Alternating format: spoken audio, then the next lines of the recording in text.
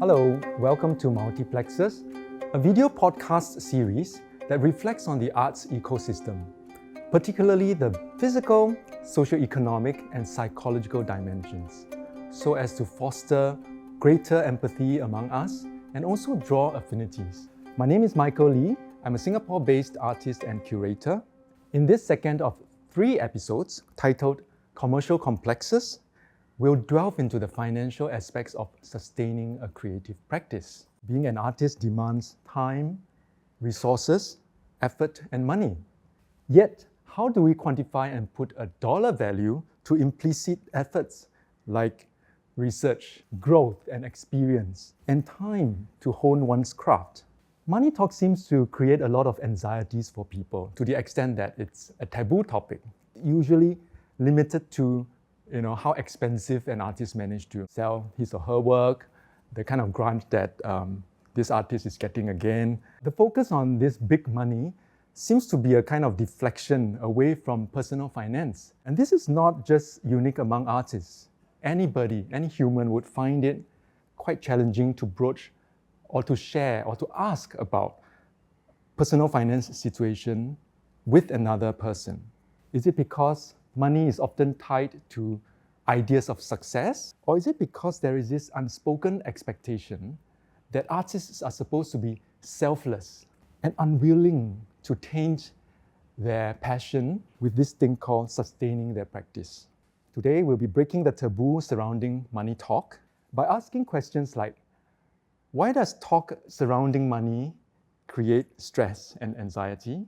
How shall we normalize money talk? And also, what are the invisible rewards of a creative practice? We have a panel of creatives who will be sharing their insights on money and their artistic work. I'll start with Wei Choon, whom I know, I think, for 14 years, when I first spewed words at him and his cohort. Insightful words. I am a comic artist and I primarily write and draw stories about personal finance. Next to Wei Choon is 𝘊𝘰𝘮𝘮𝘭 whom I have known a lot about from social media. She's an artist who does community work.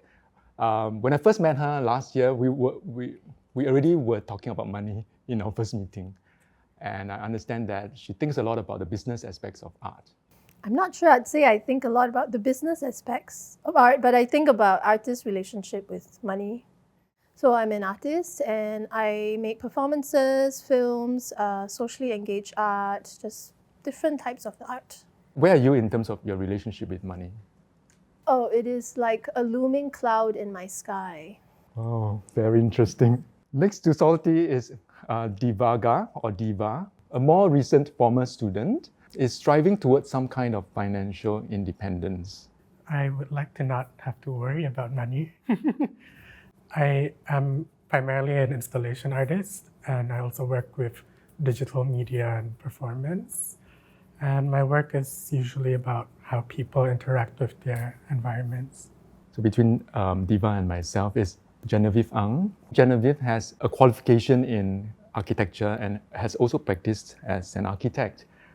But she's doing something more exciting nowadays. Yeah, so now I have an art practice that really looks into clay, and also have a design practice where I would design products and also interiors. So I have 2 things going on, and that's what I do. And my relationship with money is from this, 2 things. It's really juggling. How do I keep both of them alive, or if one would keep the other alive, or neither will keep me alive. So this is what I'm constantly navigating between the 2 different practices I have. Speaking of being alive, we're going to start with a stereotype about the starving artist. So this is a whiteboard question. Please grab a whiteboard marker. Yeah. What are your thoughts on the idea of the starving artist? Just write down between 1 to 3 words or use a diagram.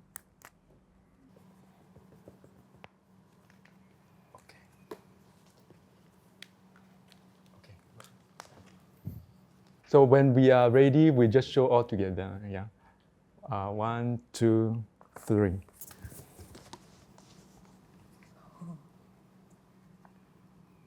Oh, you all need to flip one. Yeah, because let me explain. So it's thumbs up.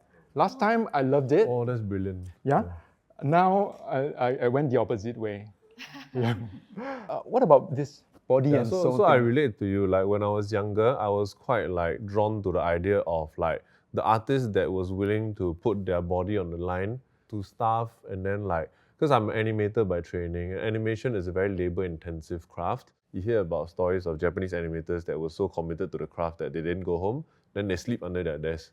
Then in the game industry also, there's this thing called crunch. When the deadline is nearing, this is the same for animation studios also, that you would work overtime, don't go home, eat Maggi noodles all day, you know, that kind of thing. But I think maybe it's a sign of getting older and stuff, but that's the reason why I wrote this thing, which is like body.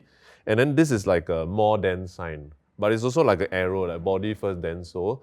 This is how I like to think about it now, because I feel like art is an expression of the soul, and as beautiful as that is, if the flesh and bone vessel of your body is not alive, then you also cannot express art properly. Like, if your body is not in a good condition, don't even say dead, right? Like, if you're starving, you're not thinking clearly, you also, I don't think, can express as well. Though I also think there's some beauty in, like, you know, stories of, say, Van Gogh always living in poverty. There's some beauty to that context as well. And to hear about somebody creating art in dire circumstances also can add something to it. I feel like, for me personally, I would like to keep my body well and alive so that I can express with clarity. That's kind of why I wrote this.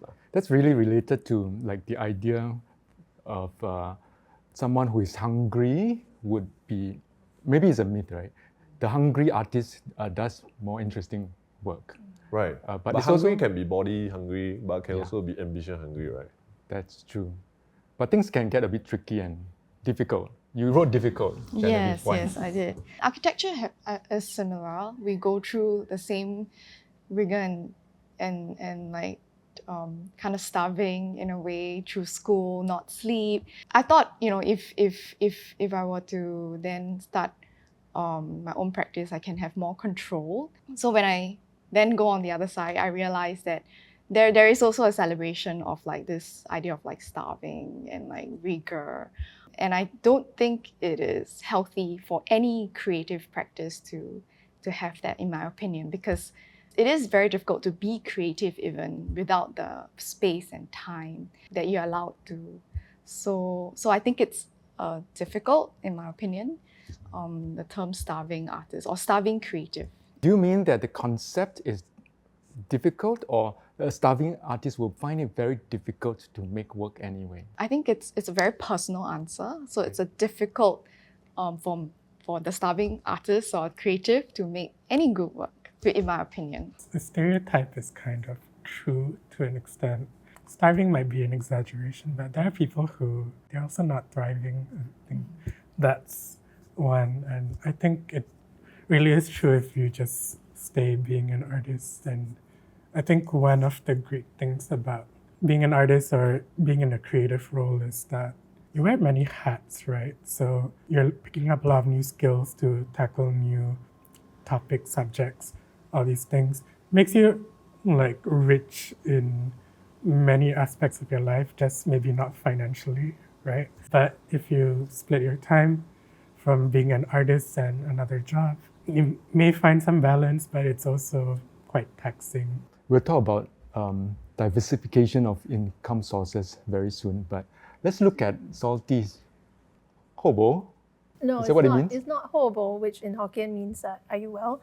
Hobo, I mean, it refers to like a tramp or a homeless wanderer. I associate that with this idea of the starving artist, like kind of this nomadic being. There's a sense of romance and beauty about it. And I think it will always be there, this stereotype. And I look around and I see so many of my friends struggling financially as almost full-time artists or full-time artists. But it is kind of a dangerous stereotype to absorb like 100%, because then it also keeps us in kind of a scarcity mindset. I feel like the starving artist one is pretty big, but I think in Asian context, and especially in Singapore context, like Genevieve was saying earlier, how difficult it is to afford time and space. And these two things are expensive in Singapore, right? Time because Singapore is so expensive to live in, and space because Singapore is so like, there's land scarcity, so spaces are extra expensive. So how do you practice if that is what you need for your craft, right? I also think with regards to the starving artist, a further extension of that is like, because we live in Singapore, we have also Asian parents, and Asian parents, like, one of the parents' role, of course, is to make sure that your children don't starve. So that makes it even harder. Like Michael, you talk about how stereotypes were useful as a starting point, but also it can be limiting. And I think that is one of the actually biggest limiting factors, that you have to explain to your parents, yes, I'm an artist, but I'll be fine. And let me explain why. Or let me try first. I won't die, but let me try this.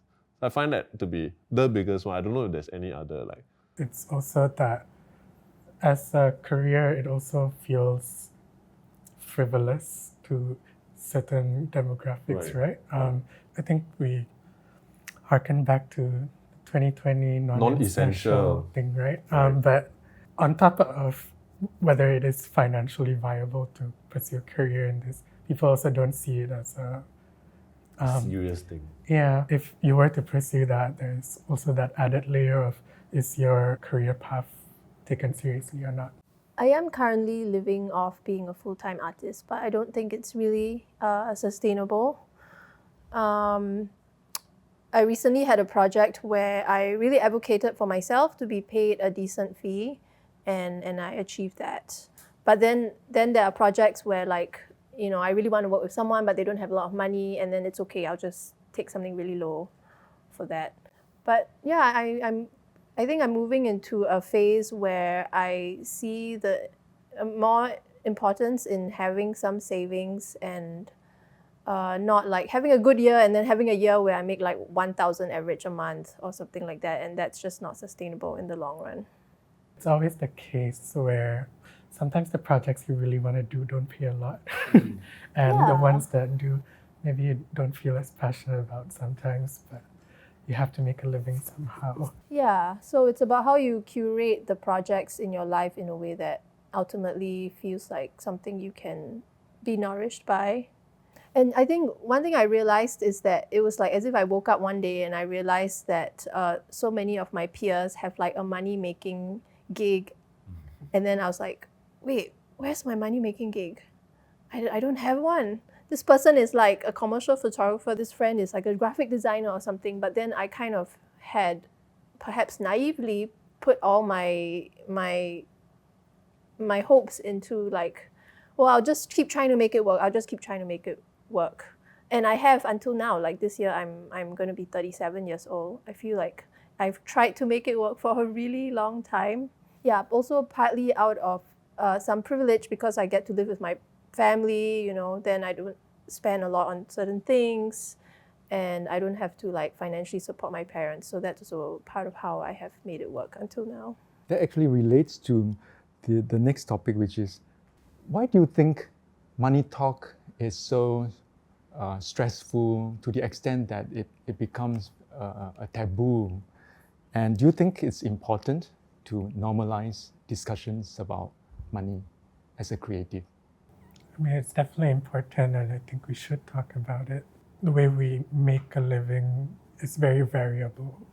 You know, even thinking about things like hierarchies, you know, there are like people who are emerging artists, they're established. We don't know where these lines are, right? And the way people charge or people offer fees to artists based on what they think their experience is or what their practice is worth, it differs. And sometimes we all kind of need to know how our peers are doing in order to know where the benchmark is when it comes to charging for our own works. Or even on the topic of living, Michael, you and I talk a lot about what we want for, you know, in terms of savings, in terms of what we do to make money, right? I think the more we normalize talking about it, I think the better we all feel about the fact that a lot of us are not in financial stability. I think the whole idea of it being taboo maybe stems from like our the previous, I don't know, a generation before, where the idea of like having faith is very important. So not being able to talk about it openly and having to show that you're doing well is of great importance to certain people. Maybe sometimes some people still do that, but I think more and more so, like Diva themselves, and my friends, we are more open about talking about money, especially if we're in the same line of work, because only I feel through talking about it we can be sure that we don't undercut ourselves and each other. So I think it is important again to have spaces, or at least people wouldn't judge, or to talk about these things. It's triggering because we live in a capitalist world and money controls so many things. But if you think about it, like in the past, people traded with shells, and now it's like wax paper with the fancy designs. So if we're able to see money for what it is, which is at heart, it's an energy exchange invented by humans, but also being real about the fact that we do live in this capitalist world, and then be able to talk about it, I think that would make it a lot less difficult to address it. And I think in the arts, to talk about it is very important, because then we get to have conversations about artistic labor, what it means, how it's being valued. In a project, you actually shared about how you pay yourself and different things. How was the response to that? Yeah, so me and I guess the commissioner of this project, we endeavored to try and log every kind of like task that I was doing. So there were so many different types of tasks, and knowing that in some way it's still very intangible and it's almost impossible to like properly log it. But by having that 1 year experiment, we were able to see where my hours mostly went. Wei Choon, talking about money is your main job. Yes, it's an interesting question, and I faced it very early on when I was in art school also, because like I would do a lot of freelance graphic design illustration work. Then I'll ask my seniors how to charge, and then they say, oh, very important, first thing you do, don't spoil market, don't charge too low. Then I ask them how much they charge, and they won't tell me. I'm like, you ask me not to spoil market, but you don't tell me the market rate, how am I gonna? So it was very difficult, but when I graduated, then I kind of understood because there's so much wrapped up in your rates, right? Like how much you charge, right? It's not just a reflection of like your material cost, it's also how much you value your own work.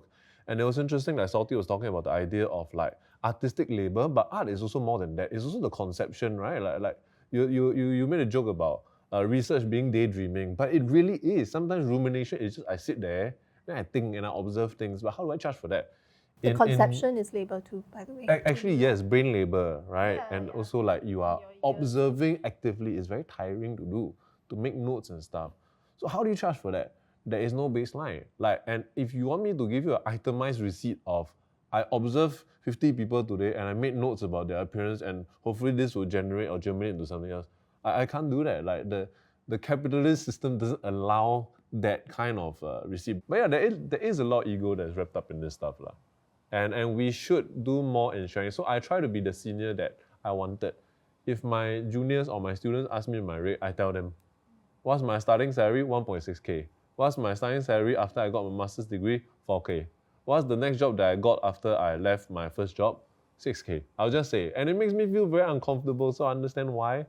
But I hope that in me just throwing it out there, I say, please don't judge me. Please don't think that I'm overpaid. I know I'm not very talented, but that's what I could get. Hopefully this can help you.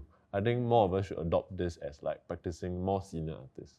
Since we want to break the taboo around money talk, right? Let's do it by showing hands. Just use the whiteboard to write down your income sources. If you like, you can put down numbers. If not, just proportion or percentage is fine.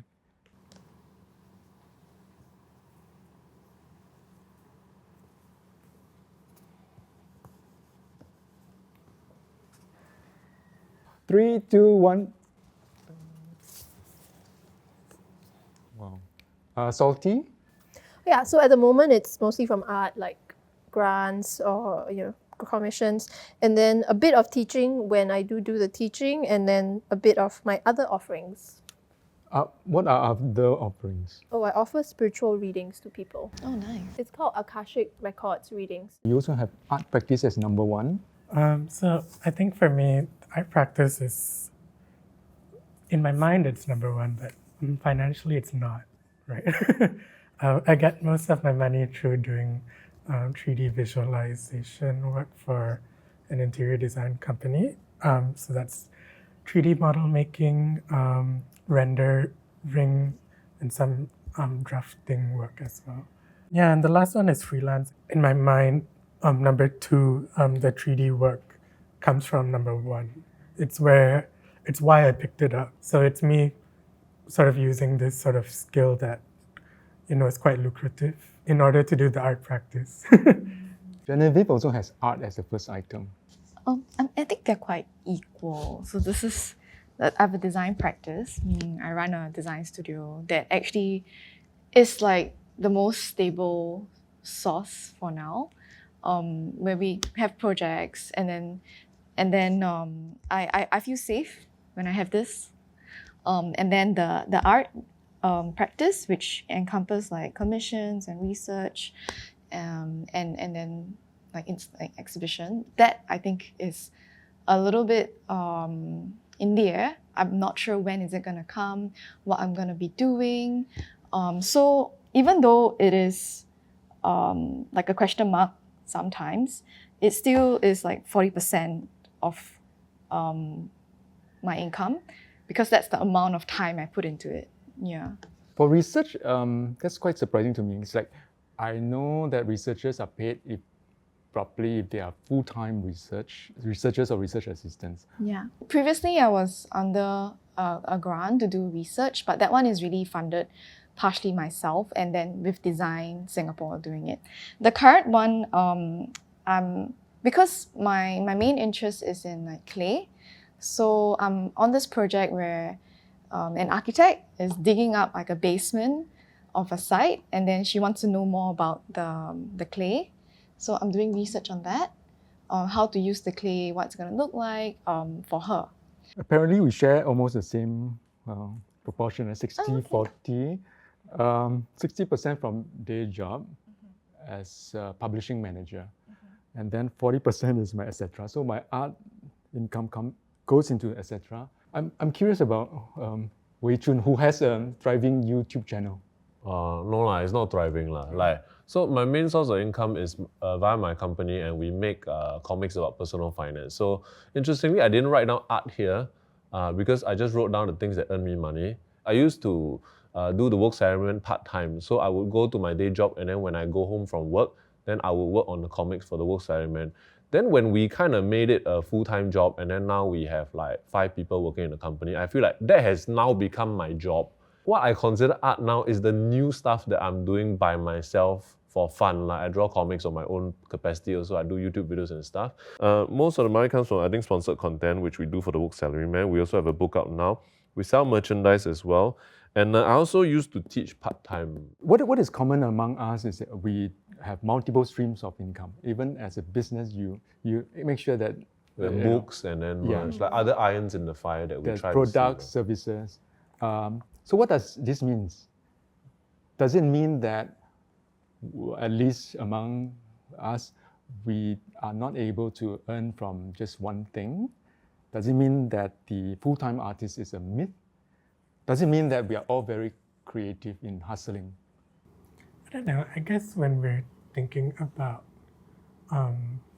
these different avenues of making a living, people who are also not in the arts do that too, right? When it comes to people in finance, they have their what it could be considered their day job is also split into things like buying property, renting, getting money from rent, investing into different things. Eventually, you'll also find they, need to channel a lot of themselves into creative pursuits later on in life, right? I think maybe it's also just thinking that one form of income or one stream is also limiting, right? And I think diversifying is just the general way to go these days. Maybe it's more of a concern for us in the arts because we really don't earn as much as we'd like through the arts. Is stress one of the invisible costs of being an artist? I think in a creative practice, you need time for things to ferment. You need time to be bored, to daydream. So yeah, how do you get paid to do that? On that note, shall we talk about how we get paid? How do you value your art? By that I mean, Your rate. how do you price your services, your rate? How do you quote for your work? Do you have a rule of thumb? Do you have an equation, a formula? Your price point? Do you account for social intrinsic gains? Okay. 3, 2, 1. Okay, Genevieve, can you explain? Us around and previous work. Yeah, it's quite straightforward. I think I do ask around, and people are very kind to tell me like how much they pay, and then I would then put a price out based on asking around and then seeing how people have already paid me before. So it's pretty straightforward. Yeah. And then previous work is your previous work, My right? previous work, yeah. And do you do a markup of every time you do a new work? Depends on how the amount of hours that I spend in doing the new work. Okay. Yeah, so it's hours spent and markup dependent on the work. Yeah, dependent on the work. Wei Choon's. Yeah, mine also very simple, and this is a pricing tip that I like to tell my students because I do a lot of animation teaching, and then animation I think often falls into the thing where you are charging based on the amount of time you spend on something. So I consider that input. It's a bit of a crude way to put it, but I found that my students understand it when I put it like that. Input meaning I'm charging for the number of time that I spend and the amount of resources that I spend to make this thing. But I think ideally, what you should move towards is a thing more about output, where you are charging based on the value that you bring to the client. And I think client is a bit of a weird word to use here, maybe patron, but I think everybody got client, right? Like Mozart also got client. The Holy Roman Empire was Mozart's client. Sistine Chapel, also got a client, right? One very famous story that goes around is like a designer does up a logo mock-up in 15 minutes, and the client like, it took you only 15 minutes. How can you charge me so much money? Then the designer, of course, will say, it took me 15 years to be able to do this in 15 minutes, and I should be able to charge you more if I can do it faster, because that's my craft, So I think ideally we should try to charge less just for the itemized receipts, but also more for the thing that we uniquely bring, the value that we bring for the patron or the client. Yeah. And the output and the impact would include things like if the work goes viral Absolutely. or becomes timeless. Mm-hmm. Right? I think so, yeah. That's a great formula. Diva's formula is a bit more complex. No, actually, it's pretty similar to his. Mine's just time times effort, and then your experience. So pretty much the same. You would experience. Time is also how much time you put into it, how much time you spend thinking about the work, how much time you put into revisions sometimes. Effort is not only how much work you put into it, but also the scale of the projects you take on. Sometimes they can extend, how big something is also requires you to work with a lot of other people. So your effort is also another kind of labor you would put into how many Microsoft Team calls you have to be on, how much accommodating you have to do to other people, with other people. And your experience is, I guess, also similar to hers, is the amount of work have you done in the past. You've become you continuously establish yourself in the arts environment, for me at least, and how much you should be able to multiply based on that. How do you apply this formula to how you charge as a 3D visualizer for fellow artists? For other artists, I do some exhibition design work. So this involves 3D modeling their proposals for exhibitions or floor plans. Yeah, so when it comes to charging them, I go based on their project budgets. So an overall budget, what is a good amount of percentage I would take as an exhibition designer. And I would charge them based on that. And, a lot of times for exhibition proposals, they can be unpaid work, because if the exhibition proposal doesn't go through and they don't get the funding, I still deserve to get paid, right? So I go by 25, 75% model. So I would generally charge the artist, curator, organizer 25% of my total fee. So let's say my total fee would be 1K. I would charge them 250, and upon the approval of their project, we have an agreement that they would pay me the other 75 to continue to work on the project. So sometimes what they will ask for are very simple designs of a layout for the exhibition for their proposals, but further on, if they want to work with let's say the team from the venue, or fabricators, if they need to produce any the objects and things for the exhibition, I would design based on their specifications and produce it so that they can better communicate these things. That's very useful to know. Salty, you have another formula, but your dollar sign starts first. Yeah, so my formula is that I want to be paid an artist fee that will allow me to put my heart and soul in the project without feeling shortchanged and while feeling happy to do it. That's a very good shorthand. Okay, mine is not really a formula, but it's like the way I have spent and charged over time. So in terms of my P&L, profit and loss situation, I used to top up the money or the grant available with 100%. So if I get a grant for 10K, I will use another 10K from my savings. And of course, it kept depleting, but once in a while, maybe once or twice, I got to sell the work. But right now, I have a strict or ideal formula that I earn 50% of the budget if I'm the main vendor. Also, it was past and present. Past and present.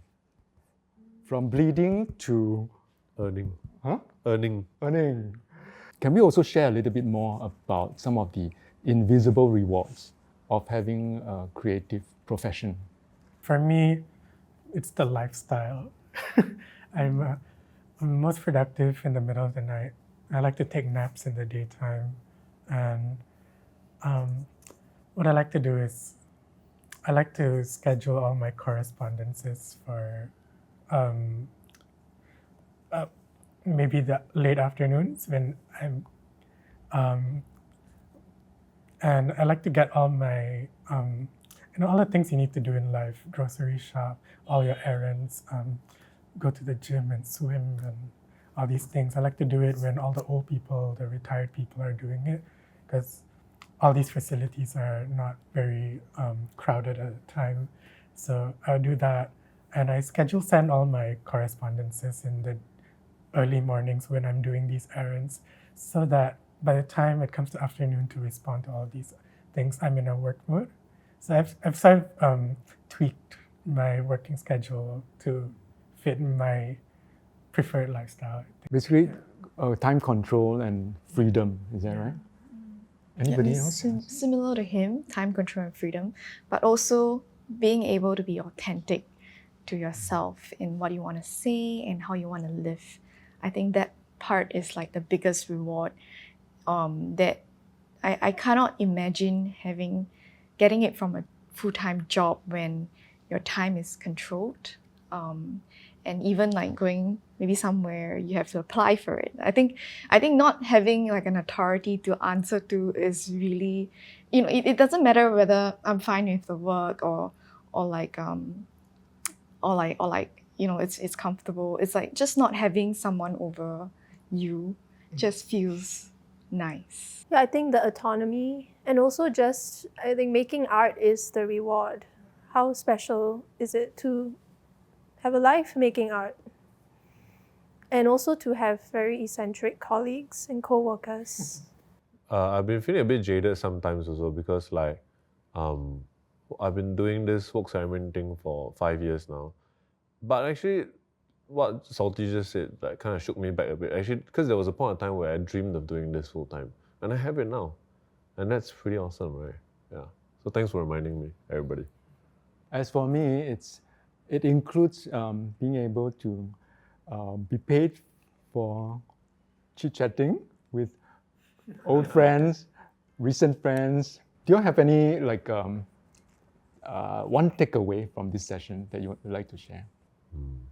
I think art making is difficult, especially in Singapore, because Singapore is very, a lot of what Singapore is successful for now is built up on very capitalistic principles. Not that that's wrong, it just informs a lot of the culture that people have.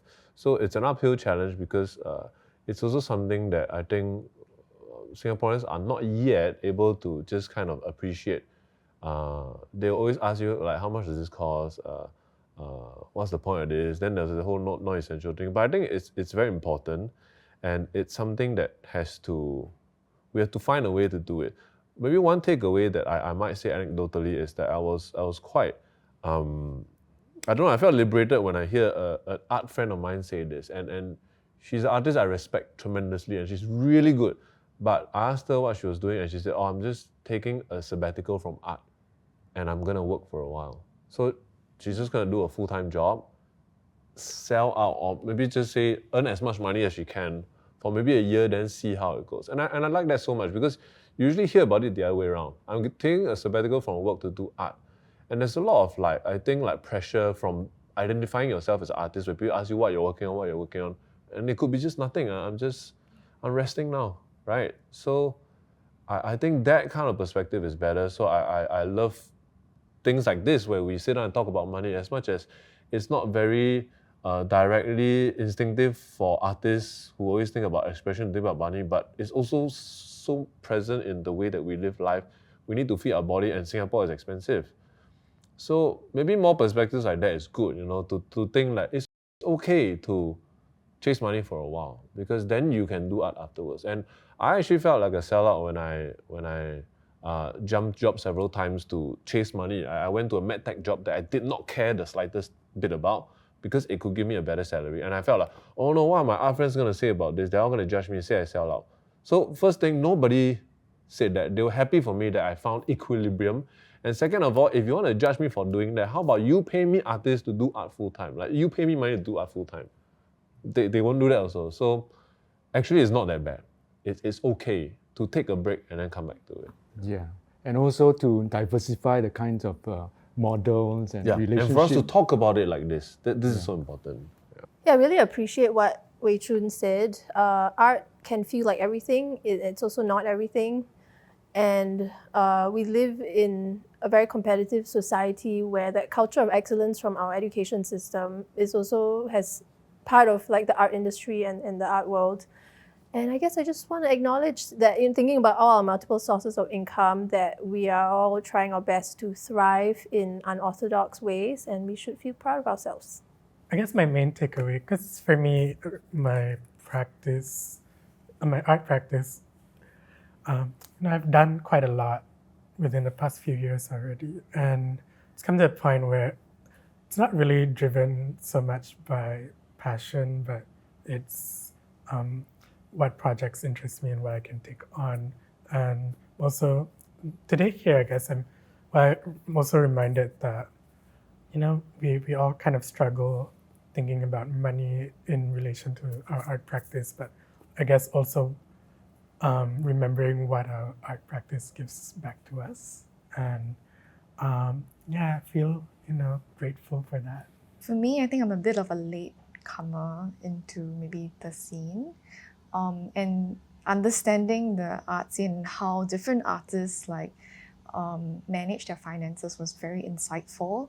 And to know that it's okay not to be full-time on art and still celebrate it, like what Salty had said. And because I used to have like a very, perhaps more clean-cut way of thinking about this whole idea of being an artist. So today I learned that maybe I was wrong, and I was proven that I was wrong, and it's okay to continue to feel like that I can have two practices: a design one that pays me, and an art one that's a little bit more unstable. Yeah. For me, it's this cliche called your dream can come true, because this scenario of us talking about money was something I visualized in a very vague way some years back, and we made it. And Singapore Art Museum is paying you to do it. Yes! Yeah. Voila!